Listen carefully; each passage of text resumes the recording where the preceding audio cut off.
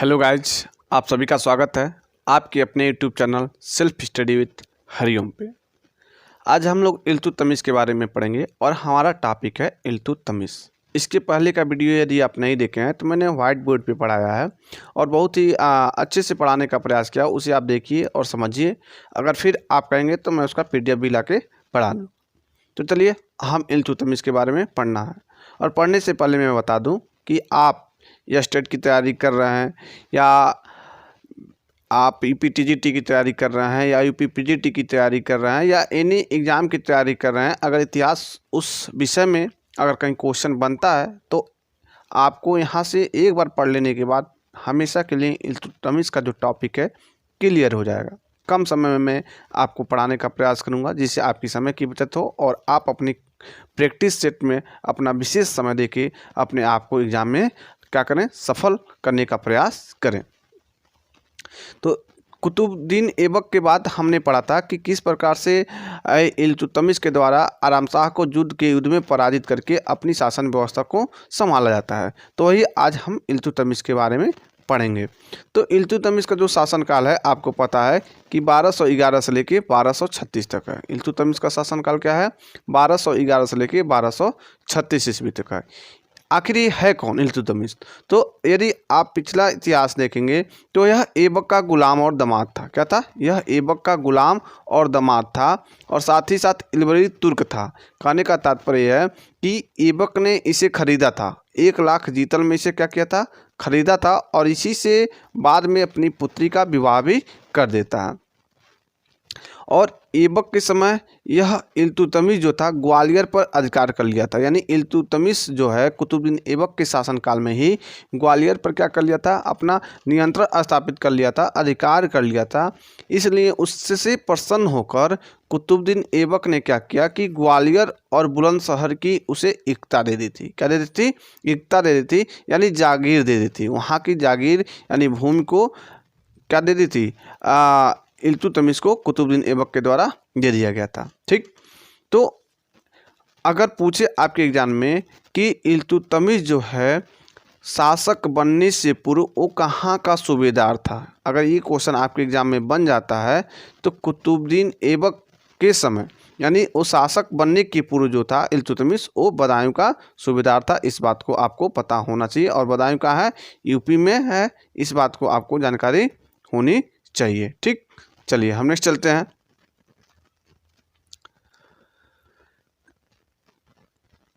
इल्तुतमिश दिल्ली सल्तनत का प्रथम शासक था।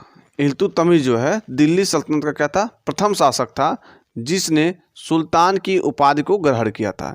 यानी इसके पहले ऐसा कोई शासक नहीं था।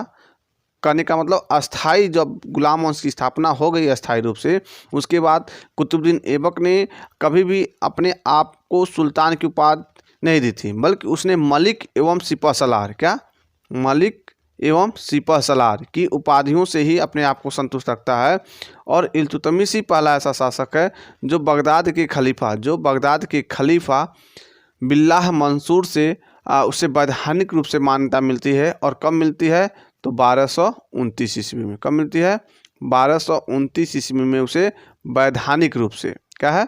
वैधानिक रूप से उसे संप्रभुता संपन्न शासक माना जाता है। तो कुल मिला के आपसे एग्जाम में क्वेश्चन बनेगा कि दिल्ली सल्तनत का कौन सा ऐसा प्रथम शासक है जिसे वैधानिक रूप से सुल्तान की मान्यता मिली थी और उसे सनद की प्राप्ति हुई थी। तो कौन सा शासक है? इल्तुतमिश के द्वारा। और पूछे कब? तो 1229 ईस्वी आपको ध्यान में रखना है। कहा जाता है कि इसने अपनी राजधानी कहाँ पर स्थानांतरित की? लाहौर से दिल्ली। कुतुबुद्दीन ऐबक ने अपनी राजधानी कहाँ बनाई थी? लाहौर।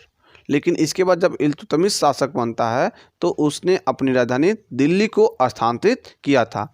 और इसीलिए कहा जाता है कि दिल्ली सल्तनत का जो वास्तविक संस्थापक है वो इल्तुतमिश है। तो आपसे क्वेश्चन बने कि गुलाम वंश की स्थापना किसे कहा जाता है या किसने की थी? गुलाम वंश की स्थापना किसने की थी? तो कुतुबुद्दीन ऐबक होगा। लेकिन यदि क्वेश्चन बन जाए कि दिल्ली सल्तनत का वास्तविक संस्थापक कौन है तो आपका आंसर होगा इल्तुतमिश। इस बात को आपको ध्यान में रखना है। ठीक, चलिए अब इल्तुतमिश ने जैसे ही शासक बना और सुल्तान की उपाधि धारण करेगा तो वो अपने नाम से सिक्के भी चलाएगा। क्या चलाएगा? अपने नाम से सिक्के भी चलाएगा, अपने नाम से खुतबा भी पढ़वाएगा। तो किसने अपने नाम से सिक्के चलाए और किसने अपने नाम का पहली बार खुतबा पढ़वाया? तो ये भी काम इल्तुतमिश के द्वारा ही किया जाता है। अब चलिए हम इल्तुतमिश के कुछ कार्य हैं, हमने उसकी प्रारंभिक बातें देख ली। तो अगर कहीं क्वेश्चन बन जाए कि कुतुबुद्दीन ऐबक के द्वारा इल्तुतमिश को किससे खरीदा गया था, तो आपको नाम याद होना चाहिए, जमालुद्दीन मोहम्मद चुस्तकबा। क्या नाम है? जमालुद्दीन मोहम्मद चुस्तकबा से इसने खरीदा था कुतुबुद्दीन ऐबक ने इल्तुतमिश को, ये आप याद रखिएगा। अब इल्तुतमिश के द्वारा एक तुर्कान-ए-चहलगानी, क्या है? तुर्कान-ए-चहलगानी की स्थापना की गई है, जिसे चालीसा दल भी कहा जाता है, चालीहा दल भी कहा जाता है। तो इस बात को आपको याद रखना है क्योंकि आपके लिए इम्पॉर्टेंट है। और तुर्कान-ए-चहलगानी की ज़रूरत क्या पड़ी, क्यों इसकी स्थापना करती है और ये क्या है, तो आप जान लीजिए यहीं पे कि प्रशासन यानी शासन प्रशासन को सुव्यवस्थित और नियोजित तरीके से चलाने के लिए, उसे संचालित करने के लिए इल्तुतमिश के द्वारा 40 वफादार गुलामों का 40 वफादार गुलाम सरदारों का एक समूह बनाया और इसी को चालीसा दल कहा जाता है। और कहा जाता है कि जब इल्तुतमिश शासक बनता है तो उसके सामने कुछ परेशानियां भी रहती हैं और इन्हीं से, इन चालीसा दल के सहयोग से ही वो अपने आप को क्या करता है, सभी परेशानियों का समापन करने में कहीं न कहीं सहयोग लेता है। और जब ये बना था तो इसमें बलबन भी शामिल था। जब ये चालीसा दल बना था तो इसमें आपका बलबन भी शामिल था। बलबन गुलाम वंश का नेक्स्ट शासक है, जिसका शासनकाल 1265 से लेकर 1287 ईस्वी तक है। इस बात को आपको जानना है। चलिए यहाँ पर हम देखते हैं कि जब इल्तुतमिश शासक बन जाता है तो उसके 3 विरोधी रहते हैं। एक ताजुद्दीन एल्दौज, पूरा नाम क्या है इसका? ताजुद्दीन एल्दौज, नसरुद्दीन कुवाचा और अली मर्दान। तो अली मर्दान का नाम आप सुने होंगे और बख्तियार खिलजी का नाम सुने होंगे। पिछली वीडियो में मैंने बताया था कि बंगाल का गवर्नर जिसने बख्तियार खिलजी की क्या कर दी थी? हत्या कर दी थी। और ये बख्तियार खिलजी किसके शासनकाल में था? कुतुबुद्दीन ऐबक के शासनकाल में, जिसने आप नाम सुने होंगे नालंदा विश्वविद्यालय का, उसमें इसने क्या कर दिया था? आग लगा दिया था। और वो पूरी विश्वविद्यालय में जितनी भी पुस्तकें थी, जो महत्वपूर्ण पुस्तकें थी, आज जल के राख हो चुकी हैं। तो कहा जाता है कि बंगाल पे और कहीं ना कहीं इसने अपना नियंत्रण कुतुबुद्दीन ऐबक के शासनकाल में ही कर लिया था। और इसी बख्तियार खिलजी की हत्या, जो बंगाल के गवर्नर रहते हैं अली मर्दान, कर दी जाती है। लेकिन कुछ समय पश्चात इसकी भी हत्या अली मर्दान की भी हो जाती है। इस प्रकार एक विरोधी तो समाप्त हो जाता है, लेकिन अभी इसके 2 विरोधी बचे हैं। एक ताजुद्दीन एल्दौज है और कौन है? एक नसरुद्दीन कुवाचा है। चलिए हम उसको यहाँ पे समझने का प्रयास करते हैं।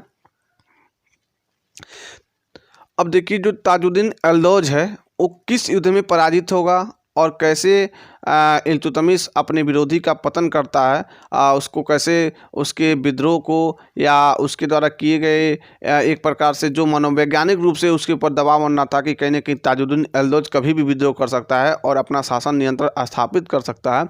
इसलिए उसने एक युद्ध लड़ा, तराइन का तृतीय युद्ध। किसने? इल्तुतमिश के द्वारा एक युद्ध लड़ा जाता है जिसे तराइन का युद्ध हम कहते हैं, जो 1215 ईस्वी में लड़ा गया। और किसके किसके बीच हुआ है?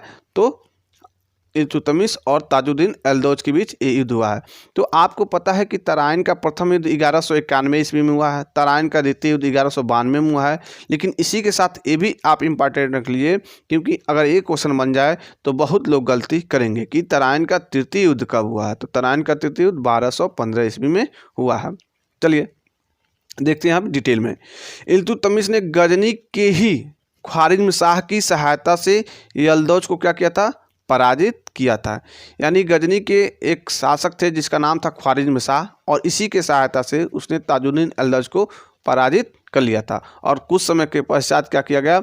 बदायूं के किले में कैद कर लिया गया ताजुद्दीन एल्दौज को, और कुछ समय बाद इसकी क्या कर दी जाती है? हत्या कर दी जाती है। अब मैं थोड़ा सा कहानी आपको बता दूं कि जो ख्वारिज़्म शाह था वो गजनी का सूबेदार बना दिया गया था। जो ख्वारिज़्म शाह था उसे गजनी का सूबेदार बना दिया गया था। और जब बाद में यही ख्वारिज़्म शाह, जब इसकी हत्या हो जाएगी ताजुद्दीन एल्दौज की, तो ख्वारिज़्म शाह को गजनी का सूबेदार बना दिया जाता है। लेकिन इसके पहले की बात मैं बता दूं कि ख्वारिज़्म शाह की जब मृत्यु हो जाती है, जब ख्वारिज़्म शाह की मृत्यु हो जाती है तो कुछ सालों बाद जब सूबेदार ख्वारिज़म शाह की मृत्यु हो जाती है तो ख्वारिज़म शाह का पुत्र रहता है जलालुद्दीन मंगमर्नी। क्या नाम रहता है? जलालुद्दीन मंगमर्नी। यह शासक बनता है और 1221 ईस्वी में एक मंगोल आक्रांता रहता है जिसका नाम रहता है चंगेज खां। क्या नाम रहता है? चंगेज खां रहता है। और यह क्या करता है? गजनी पे आक्रमण करता है। और गजनी पे शासक किसका है? तो ख्वारिज़म शाह के पुत्र का, जिसका नाम रहता है जलालुद्दीन मंगमर्नी। और मंगमर्नी भागकर कहाँ आएगा? इल्तुतमिश के पास आएगा और इल्तुतमिश से क्या करेगा? सहायता मांगेगा। लेकिन इल्तुतमिश उसे आर्थिक सहायता देकर लौटा देता है, यानी उसे सैन्य रूप से सहायता नहीं देता है। अगर वहाँ पे इल्तुतमिश ने सैनिक रूप से जलालुद्दीन मंगमर्नी की सहायता की होती तो कहीं न कहीं चंगेज खां ने इल्तुतमिश पे भी आक्रमण कर दिया होता और आज हम चंगेज खां का इतिहास भारत में पढ़ रहे होते। लेकिन उसने सहयोग नहीं किया और अपनी बौद्धिक चातुर्यता से, अपनी बौद्धिकता से उसने मंगोल आक्रमण को क्या कर लिया? अपने ऊपर होने से बचा लिया था। तो इस बात को आपको ध्यान में रखना है। फिर चंगेज खान क्या होता है? मंगमर्नी का पीछा करते हुए सिंध नदी तक क्या होता है? पहुंच जाता है। फिर उधर से धीरे धीरे अपने मंगोल में चला जाता है। इस बात को आपको ध्यान में रखना है। ठीक, चलिए हम नेक्स्ट देखते हैं। अब चंगेज खां का मूल नाम क्या था? कभी कभी वन लाइनर फॉर्मेट में ही क्वेश्चन बन जाते हैं, तो ऐसे क्वेश्चन को आपको जानना चाहिए। पूछेगा कि चंगेज खां का मूल नाम क्या था? तो चंगेज खां का मूल जो नाम था तमुचिन था। इस बात को आपको जानना है। और पूछे कि किस समय चंगेज खां ने सिंध पे आक्रमण किया था? तो 1221 ईस्वी में, यानी जो गजनी था, सिंध का क्षेत्र था, उसके बगल में जब आप पहुँचेंगे गजनी पे जो आक्रमण किया था। या पूछेगा सीधे आपके एग्जाम में कि चंगेज खां किसके समकालीन था? तो इल्तुतमिश के समकालीन था। इस बात को आपको याद रखना है। तमचीन का शाब्दिक जो अर्थ होता है लौहकर्मी होता है। क्या होता है? लौहकर्मी होता है। और चंगेज खां अपने आप को ईश्वर का अभिशाप करता था। तो पूछ सकता है कौन सा ऐसा मंगोलियन शासक है जो अपने आप को ईश्वर का अभिशाप कहता है? सभी बात आप छोटी छोटी आपको जानकारी होनी चाहिए। चलिए, अब एक ताजुद्दीन एल्दौज का भी दमन हो गया। अब हम पढ़ेंगे नसरुद्दीन कुवाचा का दमन। तो नसरुद्दीन जो कुवाचा था वो सिंध और मुल्तान का क्या था? गवर्नर था। सिंध के क्षेत्र का और मुल्तान के क्षेत्र का ये गवर्नर था। और ये 1227-28 ईस्वी में इल्तुतमिश ने इस पर क्या किया? आक्रमण किया। और आक्रमण करने के बाद इन दोनों क्षेत्रों का विलय जो होता है दिल्ली सल्तनत में करा लेता है। यानी 1227 और 28 ईस्वी में नसरुद्दीन कुवाचा को पराजित करके क्या करता है? सिंध और मुल्तान को अपने दिल्ली सल्तनत में मिला लेता है। और जो कुवाचा रहता है सिंधु नदी में डूबकर क्या कर लेता है? आत्महत्या कर लेता है। ठीक, चलिए हम नेक्स्ट चलते हैं। इल्तुतमिश का ये आक्रमण है, इसे आप देख लीजिए। इल्तुतमिश का रणथंभौर आक्रमण। अब इल्तुतमिश का जो रणथंभौर आक्रमण हुआ है 1226 में हुआ है। कब हुआ है? 1226 में हुआ। इसे आपको जानना चाहिए। और इल्तुतमिश मेवाड़ एवं उसकी राजधानी नागदा पर अधिकार करना चाहता था, लेकिन वहाँ का जो शासक था रणथंभौर का वो जयद्रथ सिंह था। क्या नाम था? जयद्रथ सिंह था। और इसने इल्तुतमिश को भूतवेला के युद्ध में पराजित कर दिया। यानी रणथंभौर का आक्रमण तो होता है, लेकिन इसमें इल्तुतमिश क्या होता है? भूतवेला के युद्ध में पराजित कर देता है। और इस युद्ध में उसकी राजधानी जो होती है नागदा नष्ट हो जाती है। और फिर जयद्रथ सिंह अपनी राजधानी चित्तौड़ को बनाया। कुल मिला के इस आक्रमण को आप जानिए कि इल्तुतमिश को जयद्रथ सिंह ने पराजित किया था। और किस युद्ध में पराजित किया था? भूतवेला के युद्ध में। और इल्तुतमिश ने क्या किया था? क्योंकि मेवाड़ और उसकी राजधानी नागदा पे वो क्या करना चाहता था? अधिकार करना चाहता, लेकिन नहीं कर पाता है। लेकिन उसकी राजधानी नागदा क्या हुई? नष्ट हो गई। और बाद में इसने अपनी राजधानी मेवाड़ की कहाँ बनाई? चित्तौड़ को बनाया। इस बात को आपको याद रखना है जयद्रथ सिंह के द्वारा। ठीक, अब इल्तुतमिश के द्वारा कुछ और अभियान है, देख लीजिए कि इल्तुतमिश ने 1234 और 35 में, कब? इल्तुतमिश ने 1234 और 35 ईस्वी में भिलसा, यानी भिलसा कहाँ है? मध्य प्रदेश में है। यहाँ के हिंदू मंदिरों को लूटता है और उज्जैन के महाकाल मंदिर को भी लूट लेता है। तो आपसे बन सकता है कि 1234 और 35 ईस्वी में कहाँ के मंदिरों को लूटा था? तो आपको ध्यान देना है कि भिलसा के मंदिरों को और उज्जैन के महाकाल मंदिर को उसने लूटा था। और इल्तुतमिश के द्वारा एकता प्रणाली विकसित किया गया था। देखिए, इक्ता प्रणाली की शुरुआत तो कुतुबुद्दीन ऐबक के द्वारा भी किया गया था, मोहम्मद गोरी ने भी इसका कहीं ना कहीं प्रयोग किया है, लेकिन इसे विकसित करने का काम किसने किया है? इल्तुतमिश ने किया है। इसीलिए इल्तुतमिश को इक्ता प्रणाली का वास्तविक संस्थापक माना जाता है। इस बात को आपको जानना है। और इक्ता क्या होता है, इसे हम समझाने का प्रयास करते हैं। वेतन के बदले, देखिए यहाँ पे वेतन के बदले जो अधिकारी होते हैं, जो सैनिक होते हैं, उन्हीं को दी जाने वाली भूमि को हम क्या कहते हैं? इक्ता कहते हैं। और जिस भूमि को दी जाती है उसे इक्ता कहेंगे, और दिए जाने वाले व्यक्ति को, यानी जिसको दिया जा रहा है, जो अधिकारी जिसे मिलेगा उसे हम इक्तेदार कहते हैं। यानी भूमि को इक्ता और जिसे मिलेगा उसे इक्तेदार कहते हैं। ये बात आपको जानना है। चलिए, इल्तुतमिश के द्वारा कुछ सिक्के चलाए गए हैं। यहाँ से क्वेश्चन आपके एग्जाम में 100% बनेंगे। पूछेगा कि ऐसा पहला तुर्क शासक जिसने अपने नाम के और शुद्ध अरबी सिक्के किसने चलाए हैं? तो शुद्ध अरबी सिक्का अगर कोई चलाया है तो कौन चलाया है? आपका इल्तुशमसुद्दीन, यानी उसका पूरा नाम क्या है? शमसुद्दीन इल्तुतमिश। तो प्रथम शासक जिसने सिक्कों पर टकसाल, यानी सिक्कों पर टकसाल का नाम लिखना अनिवार्य किया, और यह प्रथम ऐसा शासक है जिसने अपने सिक्कों पे अपनी पुत्री रजिया सुल्तान का नाम भी अंकित करवाया, और चांदी के टंके पर। तो पूछेगा आपके एग्जाम में कि इल्तुतमिश ने किस सिक्कों पे अपनी पुत्री रजिया का नाम अंकित करवाया? तो चांदी का टंका जो था उसके सिक्के पे ही रजिया सुल्तान का नाम अंकित करवाया था। जो इल्तुतमिश के बाद जो शासक बनेगी, ये रजिया सुल्तान ही बनेगी। इल्तुतमिश के बाद जो शासक कौन बनेगा? रजिया सुल्तान ही बनेगी। और रजिया सुल्तान का समय जो है आपका 1236 से लेके 1240 ईस्वी तक है। ठीक, उसके बाद मुइजुद्दीन बहराम शाह आता है जो 1240 से 1242 ईस्वी तक शासन करता है। हम सिक्कों को जानते हैं, ये दो प्रकार का सिक्का चलाया था। एक चांदी का टंका चलाया था, एक चांदी का टंका और एक तांबे का जीतल चला था। इस बात को आपको जानना है कि चांदी का टंका और तांबे का जीतल, इसके द्वारा सिक्का चलाया गया था। ठीक, अब इल्तुतमिश के निर्माण कार्य, इल्तुतमिश के द्वारा स्थापत्य कला में कुछ योगदान है, उसे भी यहाँ पे हम देखने का प्रयास करते हैं। इल्तुतमिश के द्वारा कुतुब मीनार को क्या कराया गया था? पूर्ण कराया गया था। लेकिन अगर क्वेश्चन देखिए, यहाँ पे इल्तुतमिश से 3-4 प्रकार से क्वेश्चन बनते हैं, और इल्तुतमिश से कहने का तात्पर्य है कुतुब मीनार में कहीं ना कहीं कुतुबुद्दीन ऐबक का भी सहयोग है, फिर आपको पता है कि इल्तुतमिश का भी सहयोग है, और फिर आप चले जाएंगे तुगलक वंश में तो फिरोज शाह तुगलक का भी योगदान है। तो पूछेगा कि कुतुब मीनार की नींव किसने डाली थी? तो आपका आंसर होगा कुतुबुद्दीन ऐबक।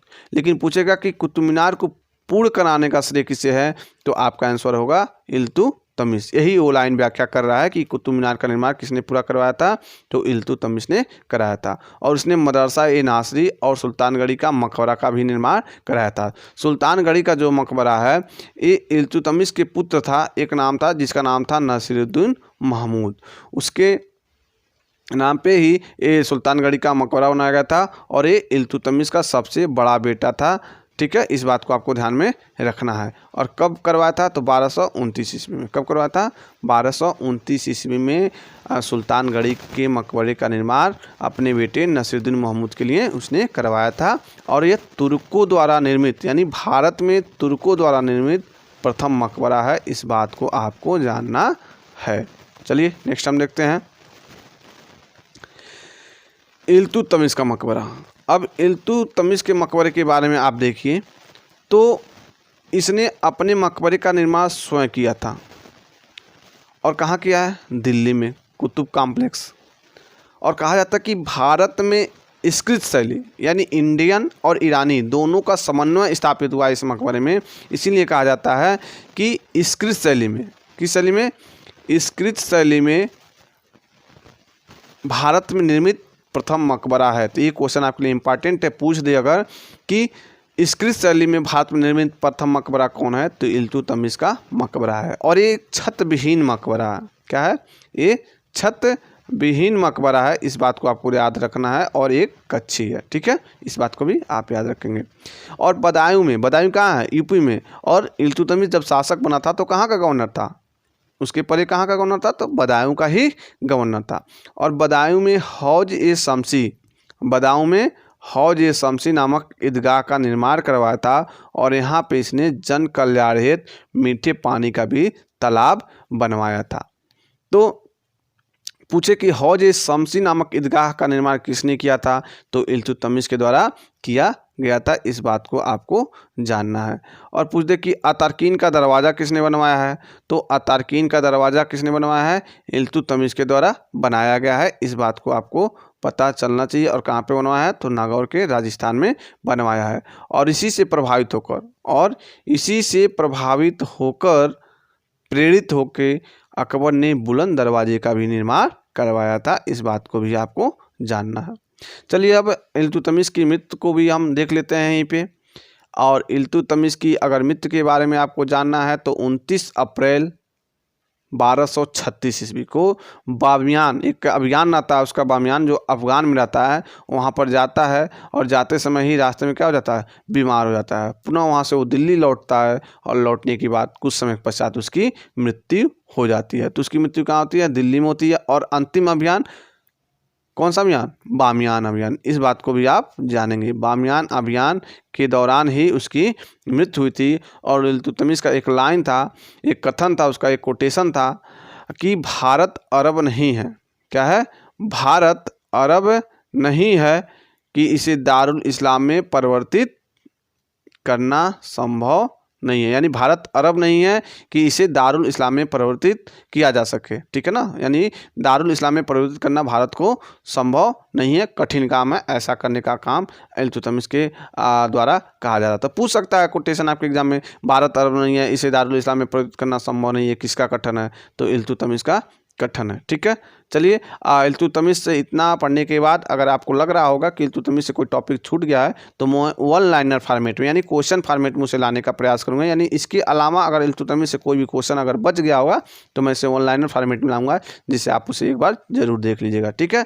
जय हिंद, जय भारत। और वीडियो अगर आपको अच्छा लग रहा हो तो वीडियो को अधिक से अधिक क्या करिए, लाइक करिए और चैनल को सब्सक्राइब जरूर करिए। धन्यवाद।